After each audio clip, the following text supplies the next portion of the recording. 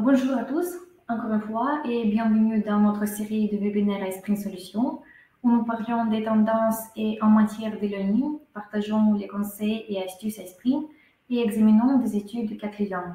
Je suis Anastasia, marketing manager chez iSpring, et je serai votre modératrice aujourd'hui. Aujourd'hui, nous avons invité l'expert en e-learning, Yann, qui va présenter le sujet 5 ingrédients clés pour réussir vos ressources digital learning. Yann, bonjour, comment allez-vous? Bonjour, bah, ça va bien, parfait, merci. Et vous? Merci, très bien. Bonjour à toutes et à Et tous. laissez-moi maintenant passer le micro à Yann pour commencer la présentation. Bah, bonjour à toutes et à tous. Merci d'être là. Merci à eSpring de m'accueillir sur ce webinaire. Et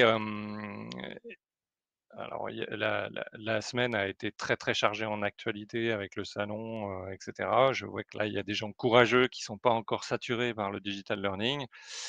Euh, Et donc la thématique de ce webinaire qui va durer à peu près 1 heure, c'est 5 ingrédients pour réussir vos ressources, digital learning.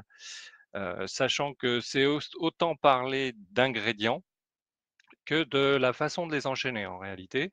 Heu, Sachant que, bah, ces ingrédients, il faut les utiliser, pas n'importe comment et pas dans n'importe quel sens. Et c'est un petit peu, là-dessus que je vous propose d'échanger aujourd'hui, parce que, bah, au gré de mon expérience, j'ai pu voir que ces ingrédients pouvaient être utilisés, mais pas forcément, dans le bon ordre. Et du coup, ça occasionne, ben, des problèmes pour réaliser nos projets en matière de, conception, production de ressources digitales. Alors, bah, déjà, effectivement, hop, voilà, effectivement bienvenue. Alors je vais masquer ça aussi, super. Tout d'abord une rapide présentation. Moi, je m'appelle Yann Bonizek, je suis designer d'univers apprenant et donc j'ai une expérience de 30 ans en fait dans, le design pédagogique, et dans tout ce qui est conception d'outils et d'événements pour apprendre.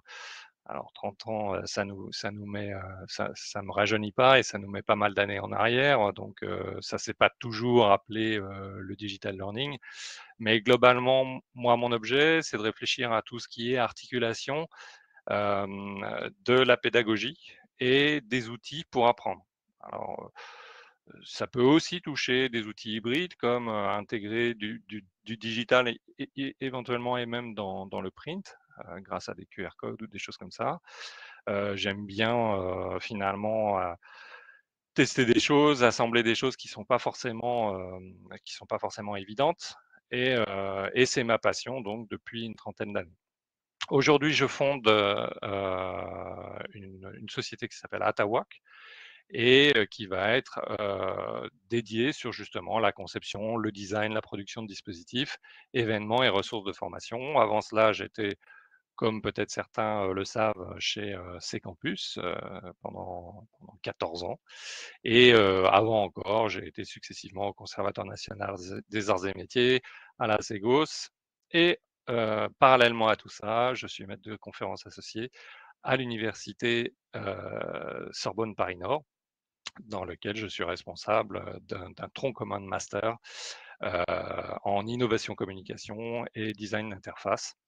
Voilà, donc très rapidement, qui je suis et d'où je parle. Donc, bah, en fait, je vais aborder ces ingrédients, tranquillement.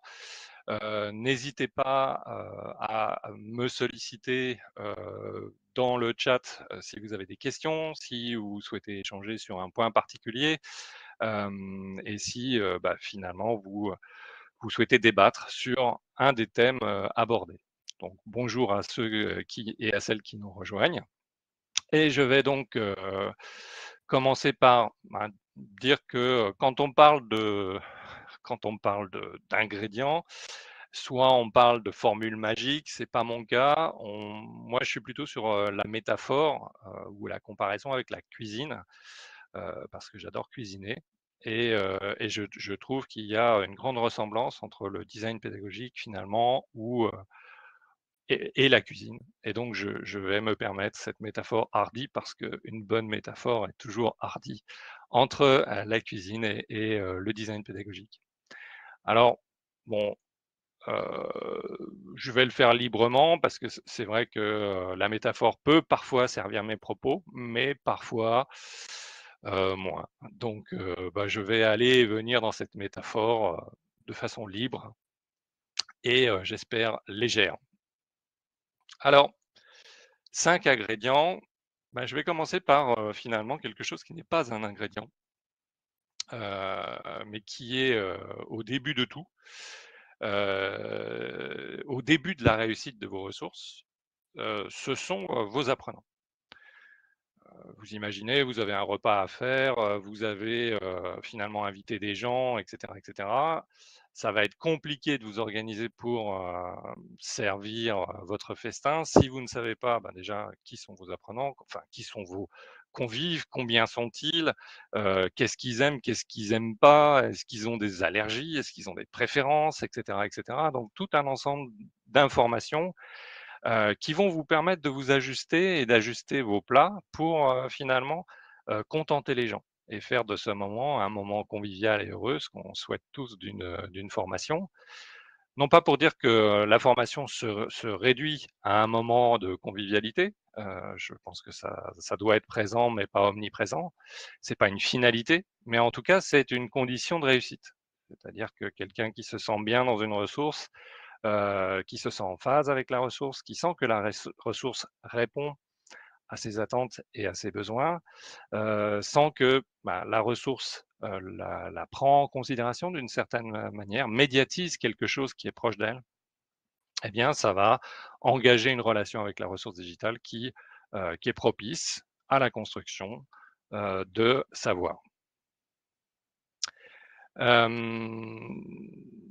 Je suivais, alors pour exemple, je suivais un cours en ligne dernièrement sur un outil de management de projet. Alors, il y en a plein en ce moment des outils SaaS de management de projet, monday.com, Asana, etc., etc. Donc, c'en était un autre. Et je découvrais un cours digital d'une consultante très efficace du reste, qui présentait en fait les différentes fonctionnalités de cet outil et qui faisait une formation sur une plateforme à ce propos. Et puis, j'ai eu la curiosité d'aller voir les commentaires et les appréciations en fait de cette formation. Et je me suis rendu compte qu'il y avait vraiment bah, des commentaires très très nuancés. Il y avait des gens qui disaient super, j'ai vu et compris cet outil, j'en connais maintenant toutes les fonctionnalités, etc., etc. Et donc ils étaient vraiment très satisfaits. Donc pour eux, la formation était réussie. Et puis toute une autre partie, d'égale proportion, qui finalement disait: «Bah, moi j'étais venu là, il y avait pour, apprendre cet outil, mais il y avait pas d'exemple, il y avait pas de situation, il y avait pas de cas, du coup ces fonctionnalités, je sais pas si elles sont importantes, je sais pas à quoi elles servent» et cetera et cetera.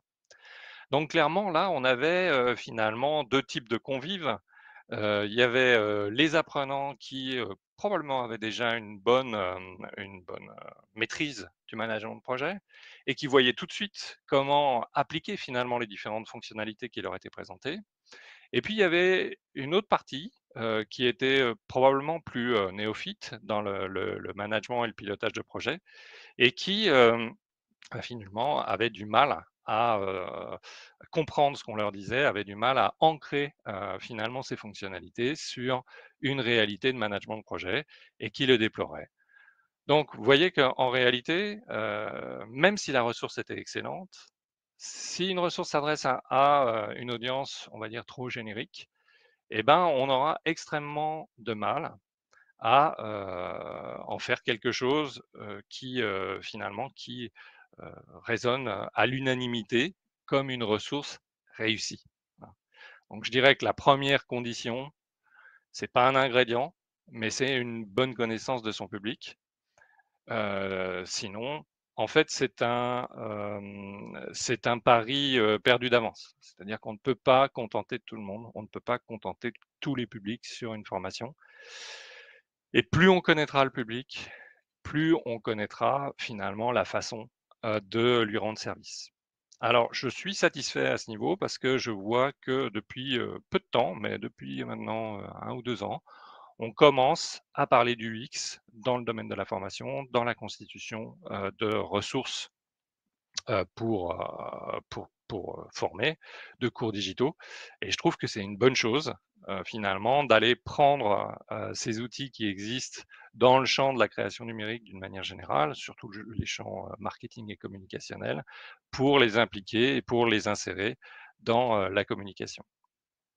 Alors, une fois qu'on a dit ça, on va passer aux ingrédients eux-mêmes et je pense qu'effectivement le premier ingrédient, effectivement, c'est la pédagogie. Alors je devrais dire andragogie, mais je ne vais pas, succomber au mal français de pinailler sur les mots. Utilisons le mot le plus couramment admis. Andragogie n'est jamais vraiment pris de toute façon en France, donc utilisons le mot pédagogie. Alors la pédagogie, c'est finalement, l'art d'articuler son message, l'art, finalement de créer des conditions, les plus parfaites possibles pour engager une audience à, apprendre, à acquérir un certain nombre de nouveaux savoirs, de nouvelles compétences et cetera.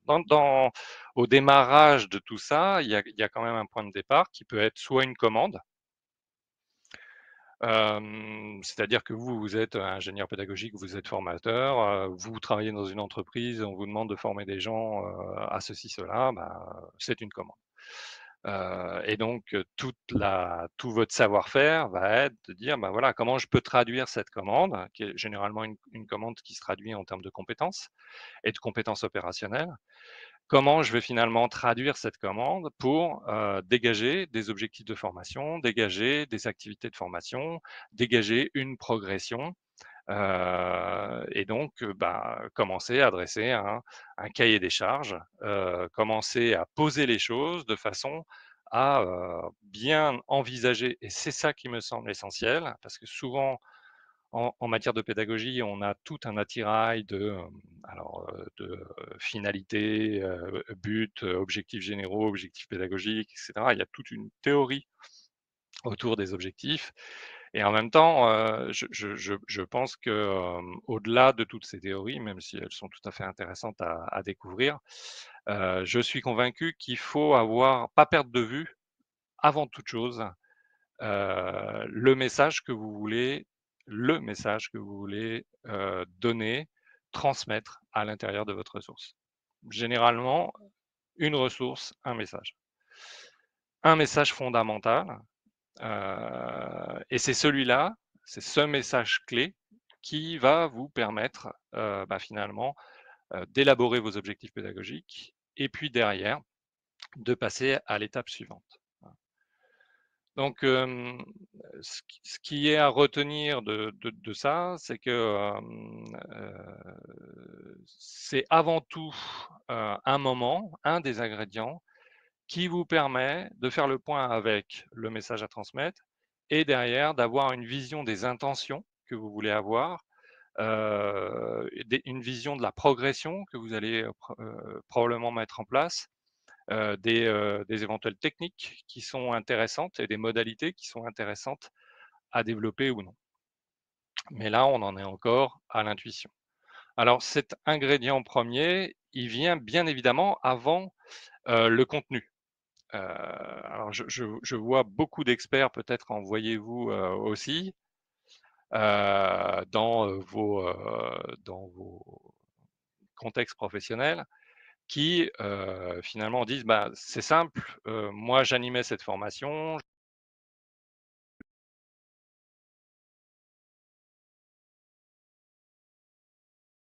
je vais les mettre en ordre et très probablement, on va pouvoir mettre une voix off dessus». Alors le problème de ça, c'est justement, qu'on a raté le premier ingrédient. C'est-à-dire que le contenu, ne fon contenu, ça veut dire contenir. Ça veut dire contenir les choses pour les mettre dans un contenant. Si vous avez 58 slides, pour 10 minutes de formation par exemple, il est clair que ça dépasse. Alors ça dépasse, auraient dit certains et certaines, mais il est clair, que, vous allez avoir du mal justement à réussir votre ressource parce que vous aurez trop d'ingrédients. Alors, pour les amateurs de cuisine et gastronomes, trop d'ingrédients, ça veut dire trop de goût.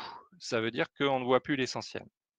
Or, le travail du designer pédagogique ou le travail du formateur, c'est bien de distinguer, de hiérarchiser, hein, de distinguer ce qui est essentiel à savoir en résonance avec le message, en résonance avec les objectifs pédagogiques qui ont été énoncés au point 1, et de les valoriser, de les présenter de façon à ce qu'il n'y ait pas justement de surcharge cognitive de la part de l'apprenant. En gros, plus vous mettez de contenu, plus vous rendez la tâche d'apprendre difficile. Alors c'est très compliqué ça, et je pense que c'est vraiment dans toute mon expérience de designer, la chose que j'ai eu le plus de difficultés à gérer dans tous les projets. C'est-à-dire que vous avez des gens qui sont, et moi le premier, hein, des gens qui sont des nourriciers, c'est-à-dire qui sont des experts, ils connaissent très très bien leur domaine, et finalement ils ont envie de transmettre en bloc l'ensemble, et ils ont beaucoup de mal déjà en termes émotionnels, hein, mais aussi en termes rationnels. Ils ont beaucoup de mal à distinguer ce qui est important de ce qui ne l'est pas, parce que pour eux, ben, finalement, tout ça, c'est un grand tout qui a son importance, et tout est important en réalité.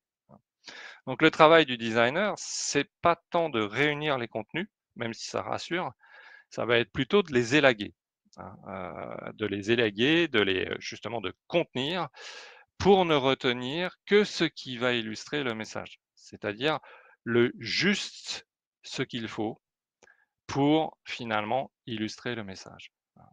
Et pour faire en sorte de créer un impact avec ces contenus pour, pour l'apprenant.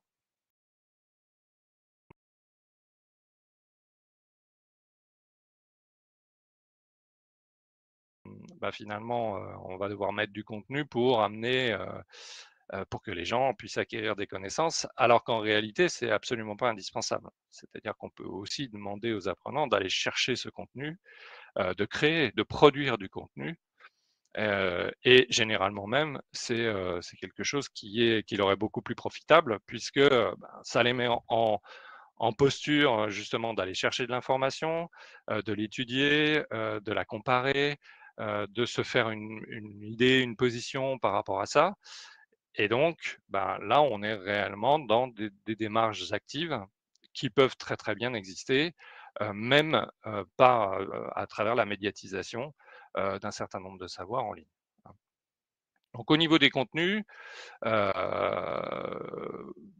réussite, si on veut revenir à l'énoncé, de ce webinaire, la réussite d'une ressource, ça va être justement la capacité du designer à euh, bien délimiter le contenu utile, bien sélectionner les activités adaptées et les activités pédagogiques adaptées pour finalement répondre aux objectifs qui ont été énoncés dans le premier niveau d'ingrédients pour bien illustrer les différents messages.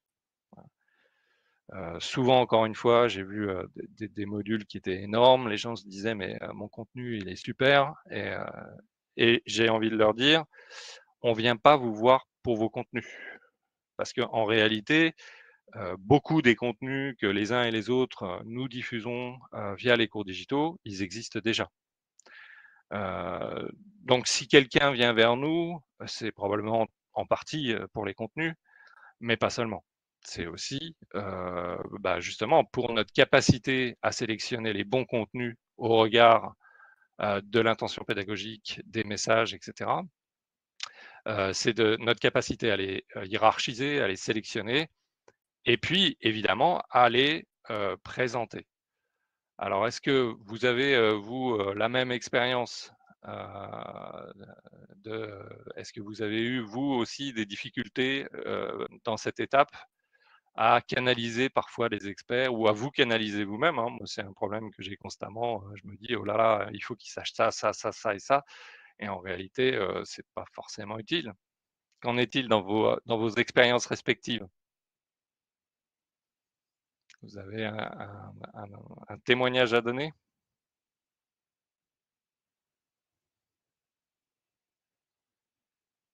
Vous êtes en accord avec ça? Vous pouvez taper dans le chat. Ouais, ça correspond à votre expérience? OK. Alors ça crée aussi, des relations qui peuvent être, tendues, d'ailleurs, avec la compliance, ouais.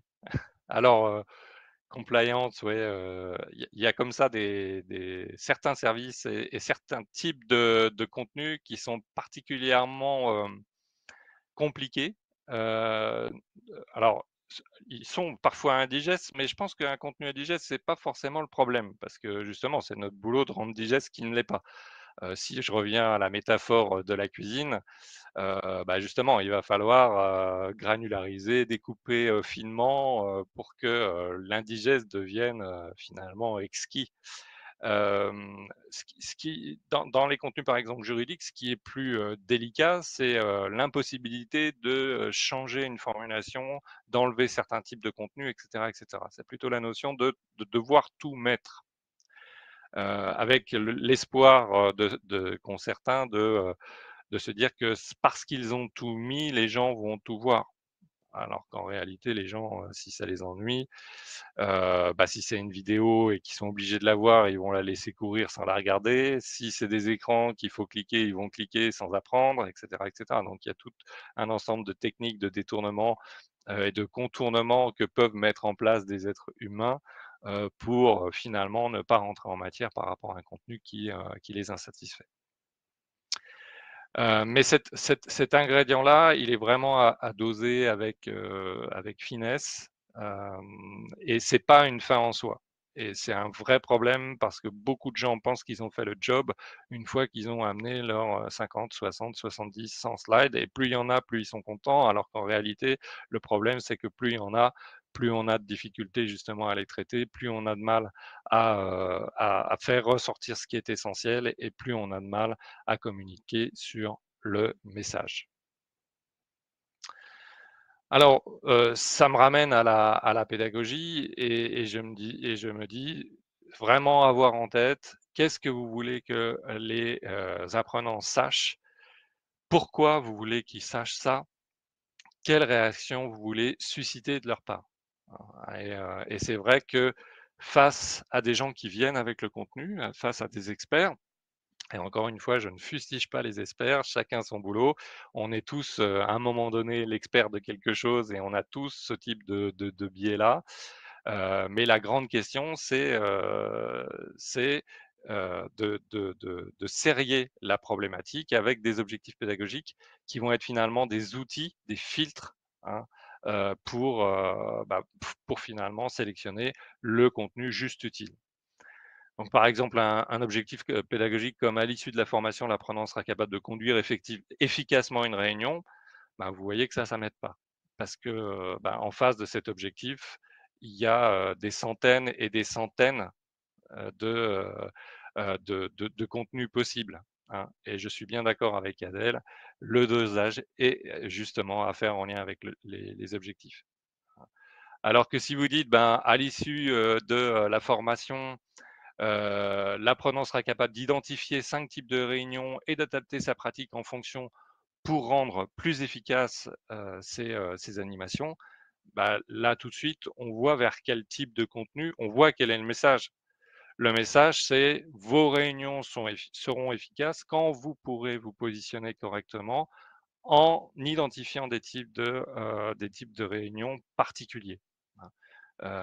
Il y a des réunions, par exemple, où vous n'allez pas prendre la parole, mais vous allez être plutôt sur une logique, de facilitation. Il y en a d'autres où, vous allez au contraire être un peu plus directif et cetera, sur de la transmission. Vous voyez qu'effectivement, d'accord avec, Adèle, le contenu va vraiment, se dégager en fonction des objectifs que vous allez délimiter. Donc ces objectifs, c'est plus qu'un pensum. Moi, je me souviens quand j'étais jeune padawan, quand j'étais à la chaire de formation des adultes du CNAM, je trouvais que c'était un pensum d'écrire ces objectifs parce que c'est assez difficile de les écrire correctement pour qu'ils deviennent finalement un instrument au service du designer pour avancer. Et là, avec l'expérience, je me rends compte que c'est un outil absolument incontournable et je dirais que c'est un des garants de l'efficacité, des ressources. Alors en troisième ingrédient, arrive le design. C'est quelque chose que je trouve intéressant, à initier comme ingrédient dans la conception, finalement pédagogique, parce que c'est pas quelque chose qui a été, longtemps évident. Donc je disais tout à l'heure que je voyais avec plaisir l'arrivée de l'UX dans l'univers de la formation, mais c'est vrai que jusqu'à présent, les ingénieurs pédagogiques n'étaient pas obligatoirement des designers. C'est-à-dire que, la notion de design, elle a été finalement très galvaudée pendant pas mal d'années. Et finalement, quand on parlait de design d'un cours digital ou autre, on faisait écho, et c'est encore prégnant hein, dans certaines cultures, on faisait écho à mettre une couche de peinture sur un produit déjà développé. C'est-à-dire qu'au final, on disait ça va être bleu, ça va être vert, là on va mettre une image, etc., etc. Alors ça, c'est oublier que finalement, le design, c'est effectivement la forme, mais c'est la forme induite par le fond. C'est-à-dire qu'on ne va pas utiliser on va pas créer le même design en fonction de la cible, en fonction du contenu qui est à apprendre, en fonction justement des caractéristiques de la formation. Et donc cet ingrédient-là, il me semble intéressant à bien remettre à sa place, hein. Et pour le remettre à sa place, il me semble important de distinguer 2 types de design dans, les ressources pédagogiques telles qu'on les fait aujourd'hui. Il y a ce qu'on appellerait le macro design, c'est-à-dire finalement une fois qu'on a décidé du format technopédagogique, est-ce que ça va être de la vidéo? Est-ce que ça va être de l'interactivité? Est-ce que ça va être du son? Est-ce que ça va être plutôt sur une logique déductive ou inductive? Est-ce que on est sur des logiques ludo-éducatives, etc., etc. Donc là, on est sur le macro design, sur une vision de ce que doit être le produit tel qu'il puisse devenir une collection. C'est-à-dire si vous avez 200 modules e-learning à faire, finalement, vous ne pourrez pas, à moins d'y passer votre vie, réinterroger à chaque fois le macro design, et donc vous allez être amené à créer des templates qui vont vous aider finalement à créer une structure type, créer une esthétique et l'affiner, et puis ensuite la décliner sur un ensemble de produits. Donc ça, c'est le macro design, et c'est vrai que là justement on peut le rationaliser et finalement on peut, une fois que des premiers prototypes ont été mis en œuvre, on peut finalement adopter une forme, heu, mais toutefois la réinterroger fréquemment pour être sûr que notre façon d'aborder cette forme ne va pas finalement canaliser de mauvaise façon les différents messages qu'on a à faire passer. C'est-à-dire qu'on peut trouver des structures récurrentes pour un certain type de contenu et justement les appliquer, tout en restant vigilant donc au fait que certains contenus peuvent être euh, rétifs, peuvent ne pas rentrer dans les cases. Et à ce moment-là, plutôt que d'essayer de les rentrer au forceps, plutôt voir comment faire évoluer justement le modèle et la macrostructure de votre produit. Mais à côté de ce macro design, il y a un micro design qu'on ne peut pas établir sans finalement connaître déjà le contenu, et donc déjà la pédagogie, et donc déjà avoir une vision en fait du message qu'on veut faire passer, et une idée de la façon dont on va impacter l'apprenant. avec ce message. Et là aussi, je vois des personnes qui grillent des étapes en disant on va faire une vidéo. C'est probablement une très bonne idée de faire une vidéo pédagogique sur telle ou telle thématique. Encore faut-il que cette thématique se prête bien à faire de la vidéo. C'est le contenu qui doit nous amener à prendre cette décision. C'est pas le fait de faire une vidéo qui doit nous amener à canaliser le contenu en fonction de la décision. Donc ça me semble important à prendre en compte. C'est que finalement, sur le micro-design, on ne peut commencer à traiter la matière, on ne peut commencer à traiter le contenu, savoir si finalement on va utiliser une chronologie, si on va utiliser une carte, si on va utiliser des graphiques, si on va utiliser de l'animatique, etc., etc. On ne peut pas le faire si on n'a pas déjà une vision du contenu au-delà du message et donc des objectifs. Voilà. Ce que je veux faire, pourquoi je veux le mettre en œuvre, et du coup, je peux me dire, voilà la forme que va prendre ce contenu. Donc là aussi, souvent, je rencontre des problèmes d'organisation d'étapes, on va dire, hein, des gens qui partent avec une idée de format en tête, alors qu'en réalité, c'est pas forcément ce format-là qui est le plus susceptible de fonctionner par rapport à ce contenu-là. Est-ce que vous avez des questions à ce niveau? Est-ce que vous avez des compléments à ajouter?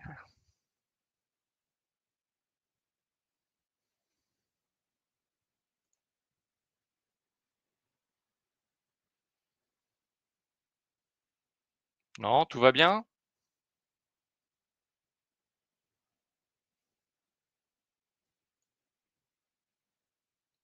Super, parfait. OK, alors là, on a vu, qu'il y avait des convives, on a vu que, on allait avoir des intentions et on veut, déployer un message fort. On a vu qu'il fallait, circonscrire et donc contenir le contenu, pour ne retenir que ce qui est parfaitement utile à justement à l'impact, que va pouvoir avoir ce message. Et il y a un quatrième ingrédient qui arrive à ce moment-là, qui sont les outils. Alors là aussi, je vois beaucoup finalement de projets où l'outil précède tout. Et par ailleurs, je vois que l'outil est une grosse préoccupation pour plein de gens, du style, qu'est-ce que je vais utiliser comme outil pour faire ceci ou pour faire cela? Il y a quelque chose qui me semble fondamental et j'ai eu plaisir d'assister à un webinaire ces derniers temps où je voyais que mes collègues arrivaient à la même conclusion. C'est que je pense que, quand on initie une nouvelle collection de ressources pédagogiques, c'est intéressant de le faire sans penser à l'outil qu'on va utiliser pour, réaliser cette ressource.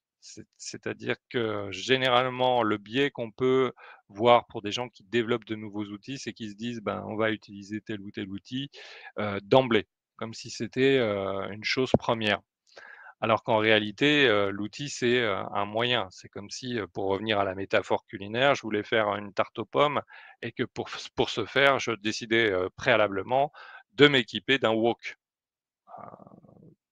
Pour pour, pour faire une tarte aux pommes, le wok va pas être vraiment l'outil le plus adapté et ma tarte aux pommes aura plus l'allure éventuellement d'une crêpe et encore ou d'une omelette asiatique que d'une tarte aux pommes. Donc, le fait de partir, dès le départ avec, finalement, une idée de l'outil, c'est partir en se disant, heu, c'est partir en se limitant en fonction des fonctionnalités de cet outil, hein. Donc ce qui me semble intéressant, c'est de passer par les 3 autres, ingrédients avant d'arriver à celui-là. Ne pas le mettre en premier, mais plutôt bien dissocier ce qui est de l'ordre de la conception pédagogique, hein. Alors je parle pour, des ressources qui démarrent, c'est-à-dire, vous partez de rien, vous voyez, vous voulez, réaliser une collection, de, de cours ou de ressources digitales de formation sur les grandes postures du management, par exemple, bah là, l'idée, c'est pas de se dire on va faire des vidéos ou on va faire un podcast. Là, l'idée, c'est de se dire quel est le message, auprès de qui on va porter ce message, à quoi ça va leur servir et comment on va pouvoir bah, le mettre en scène, ce message, de la façon la plus adaptée possible. Et au final, on va se dire, bah, pour faire tout ça, j'ai besoin de cet outil. Je vois que c'est finalement pas souvent le cas. Cette démarche est plutôt inversée. Alors, si vous me connaissez un petit peu, vous savez mon attachement à un outil comme PowerPoint. Alors, la question de l'outil, si on veut, une fois qu'on a dit qu'on a dit que l'outil n'était pas premier, la question de l'outil, c'est que beaucoup de personnes et de consultants vont dire, bah, choisissez ceci, choisissez cela. Comme si finalement choisir un outil de conception était forcément une démarche personnelle. Souvent, quand on est freelance, c'est pas forcément le cas, quoique souvent les outils qu'on va utiliser sont conditionnés par les outils qu'utilisent nos clients. C'est-à-dire que ça va être compliqué si le client utilise déjà un certain type d'outils, bah, d'en utiliser carrément d'autres, ça va être compliqué à gérer dans le management du projet, etc., etc. Et puis si vous lui livrez les sources, il va pas savoir quoi en faire puisqu'il ne pourra pas de toute façon les exploiter. Donc même quand on est dans une démarche personnelle, c'est assez compliqué de choisir soi-même, d'avoir le libre arbitre du choix de l'outil. Et a fortiori dans une entreprise, ben, souvent pour des raisons techniques, par exemple, c'est souvent l'IT qui décide de ce qu'il y a sur votre poste ou pas, et qui décide des mises à jour ou pas. C'est aussi pour des raisons de sécurité ou de confidentialité qu'on va vous ouvrir ou pas la possibilité d'accéder à tel site, à tel outil auteur accessible sur internet en mode SaaS ou pas. Hein. Donc en réalité, la liberté de choix de l'outil, elle est complexe, individuellement parlant, notamment dans les grosses organisations. Et puis il y a un autre aspect, c'est que, bah, en réalité, c'est souvent un problème collectif. C'est-à-dire utiliser un outil, on n'est jamais tout seul à utiliser un outil, sinon c'est un danger. Si vous êtes le seul à savoir utiliser l'outil auteur de votre entreprise, bah, le jour où vous partez de l'entreprise, vous partez en vacances ou que sais-je, eh bien, ça signifie que personne ne peut créer de nouveaux cours ou modifier ceux qui sont en place. Donc là, on peut dire que c'est vraiment prendre des risques. Donc l'idée, c'est de trouver des outils qui non seulement bah, puissent être utilisés par un collectif, et j'irais jusqu'à dire, dans la tendance actuelle, par le collectif le plus grand possible. Je reviens à PowerPoint. Alors, je pourrais prendre d'autres types d'outils de présentation, celui de la Google Suite par exemple ou autre. PowerPoint permet de faire plus de choses, donc je prends cet exemple. Bah, en fait, dans une organisation équipée Microsoft, tout le monde utilise PowerPoint. Alors évidemment, certains l'utilisent avec brio, dans l'aisance absolue, d'autres ont beaucoup plus de mal, et cetera. Tout le monde n'a pas forcément le même niveau de compétences par rapport à ça, mais tout le monde peut communiquer. Ça signifie qu'un travail collectif peut s'opérer, des échanges peuvent s'opérer, des réutilisations d'écrans peuvent s'opérer, et cetera, et cetera. Donc, dans les outils, il y a, au-delà du fait qu'ils ne sont pas premiers, il y a aussi la réflexion de se dire comment on va pouvoir travailler à plusieurs, compte tenu du fait de l'importance d'avoir de plus en plus à communiquer les savoirs et les expertises dans des rythmes rapides dans nos environnements professionnels. Alors, si j'appuie sur les rythmes rapides, c'est que bah, on voit bien qu'actuellement, je dirais, la conjoncture globale, on est amené à devoir trouver des solutions de plus en plus rapides à des problèmes de plus en plus complexes.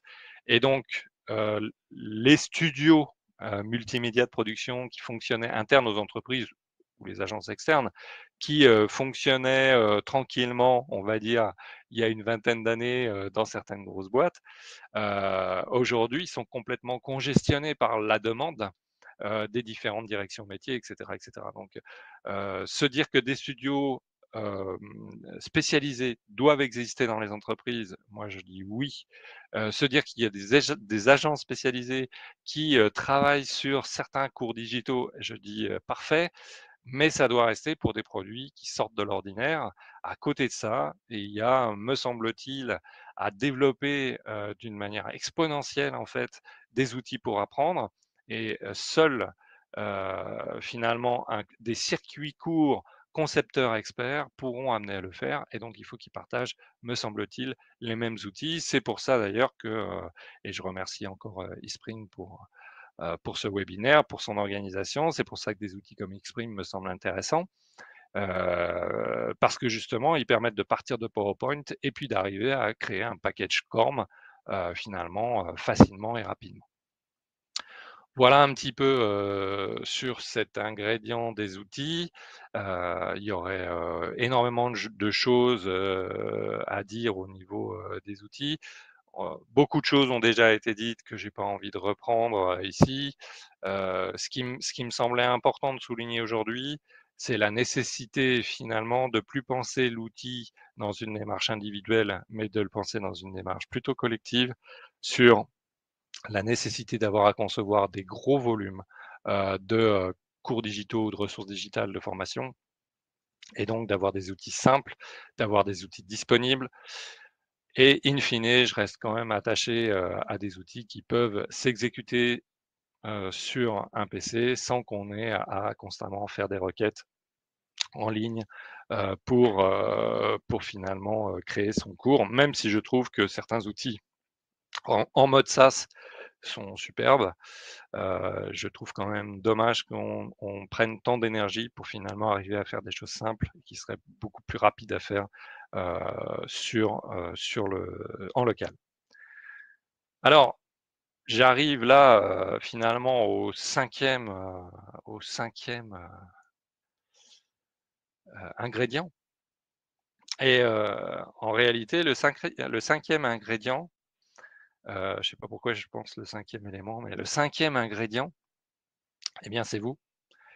Parce que si on repart de la pédagogie, du contenu, du design, et si on va sur l'outil, on voit bien qu'en réalité, le concepteur est absolument pas une donnée neutre sur chacun de ces aspects-là. C'est-à-dire qu'en fonction de son expérience, en fonction de sa représentation de la formation, en fonction de sa compétence en termes pédagogiques, techniques, etc., etc., en fonction de son appétence pour le jeu, par exemple, en fonction de son expérience, de sa connaissance du métier, de sa connaissance de l'expertise qui va être développée, etc., on voit bien qu'en réalité,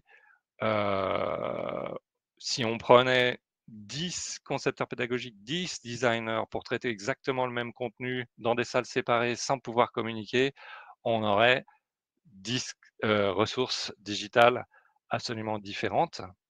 On aurait des choses qui seraient peut-être parfois très linéaires, très académiques. On aurait des choses qui pourraient être très ludiques. On aurait des choses dans une logique de découverte. On aurait finalement tout autant d'approches qu'il y a de façons de concevoir l'apprenant, de concevoir la matière finalement à transmettre, de considérer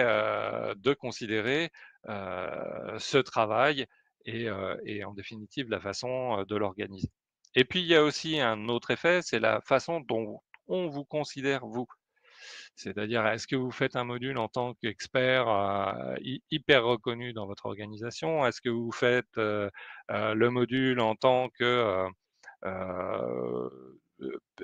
service de formation de votre entreprise, etc., etc. Donc aussi en fonction du positionnement que vous allez avoir, eh bien votre module va pas être obligatoirement vu avec le même regard. Donc il y a en fait entre la diapositive que j'ai montrée tout à l'heure où finalement on voyait les apprenants et puis celle-ci, on voit qu'il y a au milieu une vraie relation, hein, qui est médiatisée, hein, et que la relation qui existe entre les apprenants et vous n'a rien de neutre, n'a rien de gratuite, n'a rien de standardisé.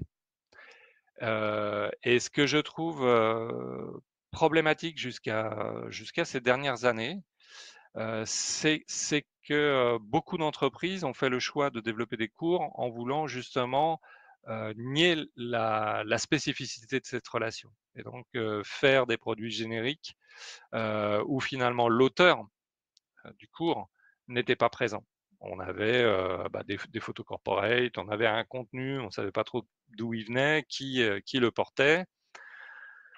Ou alors inversement, alors effectivement, il y a des entreprises qui s'en sont fait la spécialité, hein. On allait interroger le ponte international sur telle ou telle thématique, et à ce moment-là, tout passait par finalement cette personnalité. C'est d'ailleurs quelque chose qui se développe beaucoup en ce moment à travers toutes les plateformes qui vont développer des masterclass, hein, où on voit un grand cuisinier parler de sa cuisine, où on voit un auteur parler de sa façon d'écrire, etc., etc. Les plateformes se multiplient pour justement montrer autant de masterclass. Mais c'est vrai que dans la formation, au-delà de ces ténors, hein, au-delà de ces personnalités qui finalement vont rassembler les gens sur leur nom, sur leur notoriété, c'est vrai que jusqu'à présent, la relation qui peut exister entre l'auteur d'un cours digital dans une entreprise et son audience, elle n'est pas forcément interrogée et pas forcément par les principaux intéressés, c'est-à-dire les concepteurs eux-mêmes. C'est-à-dire, quelle vision vous avez de la formation? Quelle vision vous avez de l'apprenant? Quelle vision vous avez, par exemple, quand je dis on apprend qu'en faisant, est-ce que vous êtes d'accord avec ça ou pas? J'entends des gens qui disent euh, moi, je pense que effectivement, pour apprendre, il faut donner de soi. C'est compliqué au début, voire faut vraiment mouiller la chemise, mais on va en retirer les bénéfices par la suite, et cetera, et cetera. Donc il y a l'idée qu'il faut un peu en baver pour que l'apprentissage se fasse, et cetera. Donc on a tout un ensemble de représentations. On a tous une expérience de formation très diversifiée. Quand je vois aujourd'hui que l'incarnation du savoir, elle peut prendre encore l'allure d'un Einstein avec sa blouse blanche qui va pointer au tableau un certain nombre de choses. Qu'est-ce que ça raconte du rapport à la formation? Un prof en blouse blanche sur son estrade avec une baguette à la main, qui a les traits d'Einstein, qui pointe des choses à son tableau. On imagine que les élèves sont en face, assis en randonnion. Qu'est-ce que ça raconte finalement de notre façon de considérer la relation à travers le média? Alors, on sait, des études l'ont montré, hein, qu'un message qui vous parvient via un cours digital peut avoir la même force émotionnelle qu'un message qui vous est donné en réel. Si par exemple vous faites un quiz et puis que le feedback vous dit c'est incorrect, vous êtes nul, bah, vous allez avoir une charge émotionnelle qui va être au moins aussi forte que si on vous le dit en vrai, quoi, hein. Et donc ça signifie que je trouve que finalement, c'est intéressant de s'interroger sur ce qu'on veut dire, parce que c'est ça aussi. C'est pas juste avoir conscience de ça. C'est pas juste avoir conscience de ce qu'on envisage, de ce qu'on transmet d'une manière indicible à l'intérieur de nos ressources. C'est plutôt avoir conscience du message qu'on veut envoyer à travers ça. C'est-à-dire, si vous avez des convictions sur la pédagogie, c'est intéressant de voir comment elles se transmettent dans un média, de façon à les valoriser déjà, de façon à rendre votre intention finalement visible et, et de faire comprendre aussi votre intention pédagogique. Souvent, on voit des cours en ligne, on ne voit pas trop où le formateur veut nous amener. On voit que les cours se succèdent, les séquences vidéo se succèdent, il y a une sorte voilà, de mécanique un peu à la Netflix où bon, on s'endort, on se réveille, on est à 3 épisodes plus loin. Mais c'est toujours important d'énoncer non seulement ses intentions pédagogiques, mais aussi ses valeurs pédagogiques, hein. Ça permet à l'apprenant de bien comprendre quelle est votre finalité, de bien comprendre quel chemin vous lui faites prendre, de bien comprendre, finalement votre dessin EIN d'une manière générale et ça concourt à sa motivation. Comme je le disais tout à l'heure, les gens viennent pas nous voir pour les contenus. Parce qu'encore une fois, la plupart des contenus, sauf des contenus vraiment très spécifiques, on peut les avoir, il y a pléthore de façons d'avoir, un contenu sur un domaine particulier. Donc pourquoi les gens vont suivre ce cours-là? Pourquoi les gens vont suivre ce cours-là? Qu'est-ce que vous allez faire pour faire en sorte que ce cours soit caractéristique, soit si, spécifique que finalement ils aident toute une partie de la population à mieux apprendre que, sur un autre cours, bah, sont des questions qui trouvent leur réponse dans, finalement cette analyse que vous pouvez avoir de vos gestes d'apprentissage. Et d'ailleurs, je suis un fervent partisan, de, l'incarnation finalement du formateur ou de l'expert à l'intérieur de sa ressource pour qu'on le voit, pour qu'on écoute sa voix off. Avec certains de mes clients, il y a plein d'experts, et cetera. Il y a de mes clients qui ont joué le jeu finalement de faire du homemade et de faire parler leurs experts, même s'ils n'ont pas des voix d'acteurs, même s'ils peuvent avoir des accents, même s'ils peuvent finalement avoir une voix qui n'est pas parfaitement posée. La question là, c'est pas forcément la question de la perfection formelle, hein. La question là, c'est de bien sentir l'énergie d'une personne qui vous accompagne à finalement accéder à un certain savoir, à vous l'approprier, et à rendre cette expérience bah, finalement, comme je le disais au début, conviviale. Voilà. Est-ce que par rapport aux différents points qui ont été abordés, vous avez des questions, des remarques, un témoignage à donner?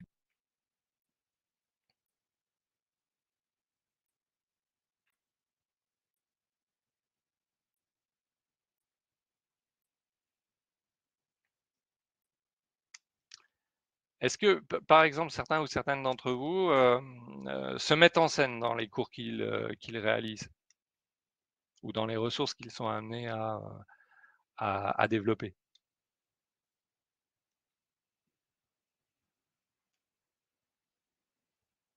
Alors, j'ai pris de la place d'un guide virtuel, Alexis, dans mes slides. J'en profite pour ajouter de l'humour en plus des informations.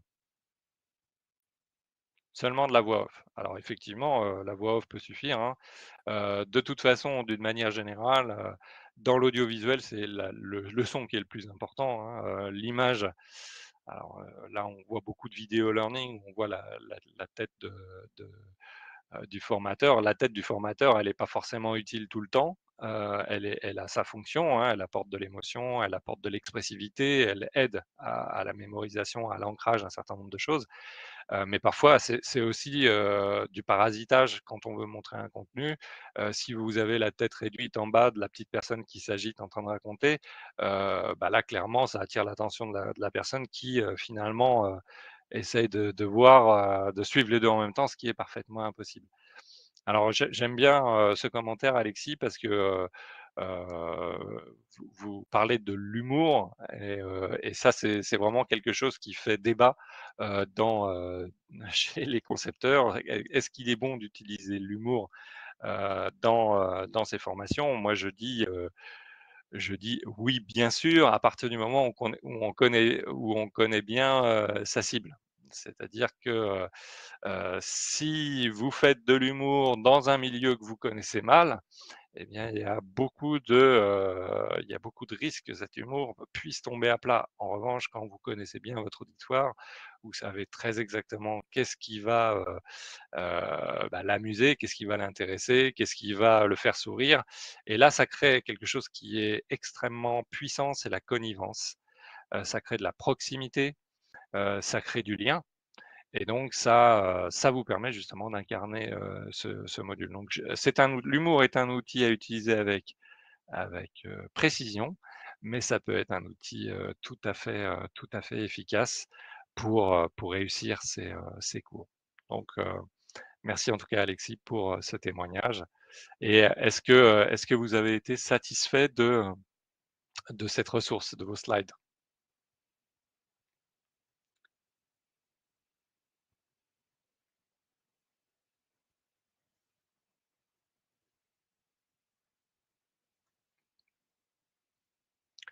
Alors, pour récapituler, ce qui me semble important pour réussir vos ressources, bien connaître votre audience, se demander ce que doit faire votre audience et pourquoi elle doit le faire, parce que c'est ça que vous devez lui communiquer pour qu'elle prenne bien conscience de l'importance pour elle du bénéfice qu'elle va retirer de l'investissement temps qu'elle va faire à l'intérieur de votre ressource. Donc, qu'est-ce qu'elle doit savoir faire et pourquoi elle doit savoir le faire? Ça donne de la visibilité, hein, je disais en préambule, pédagogie, on devrait utiliser le mot andragogie. Souvent, des adultes, si on leur dit pas pourquoi ils doivent faire des choses, et ben généralement ils le font pas. Et d'ailleurs, pour les enfants, c'est un petit peu la même chose, mais ils ont moins de pouvoir finalement, heu, généralement, hélas ou pas. Donc, savoir ce que l'apprenant doit connaître et pourquoi il doit le connaître. En fonction de ça, circonscrire, contenir la matière de façon à finalement ne retenir que le contenu qui vient en réponse au message, pour illustrer le message, pour le mettre en vie. Les activités, hein, le contenu n'est pas tout. On peut très bien faire des cours digitaux sans contenu particulier, mais simplement en fournissant un certain nombre d'indications à l'apprenant pour qu'il aille lui-même chercher ses contenus et qu'il les confronte finalement avec des indications que vous lui donnez. Ça peut être ludique, hein, quelque chose que j'ai déjà effectué comme des chasses au trésor par exemple. Ça peut rentrer dans cette démarche. Le design avec le macro design, donc pour créer les templates, mais le micro design qui doit lui être revu à chaque fois en fonction de chaque contenu. On ne peut pas créer un design sans savoir, un micro design, sans savoir quel type de contenu on veut aborder, quel type de proposition on veut faire. Les outils, ben, une fois qu'on a l'objectif, le contenu, le design, on sait finalement de quels instruments et outils on a besoin. Et donc, ça nous permet de perdre moins de temps, d'organiser son set de travail et de production d'une manière beaucoup plus fluide, avec un focus sur les outils que j'ai fait en disant c'est avant tout une réflexion collective qu'il nous faut mener avec des outils simples pour faire des productions simples, à côté d'autres productions qui peuvent être plus sophistiquées et prises en charge par des professionnels. Et le cinquième ingrédient, ben, c'est vous. Et c'est vous qui finalement euh, être aussi, aller peser dans la réussite du module, dans votre capacité à prendre conscience de ce que vous voulez transmettre à travers cet outil et finalement bah, de l'incarner, de l'énoncer de façon à ce que ce soit une proposition claire pour vos apprenants. Voilà un peu ce que j'avais à vous dire. Il est 16h01, donc j'ai atteint l'heure. Alors, peut-être que Anastasia veut prendre la parole. Est-ce que vous avez une dernière question ou des dernières questions pour la fin?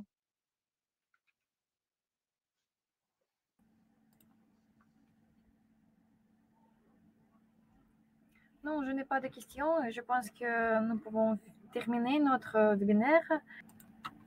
Merci, merci Yann, beaucoup, très grand merci pour Eh votre bien, présentation. merci à vous, merci aux présents et aux présentes, et j'espère bonne continuation à toutes et à tous dans vos projets. Merci encore une fois et je souhaite une belle journée à tous et au revoir. Au revoir. Au revoir.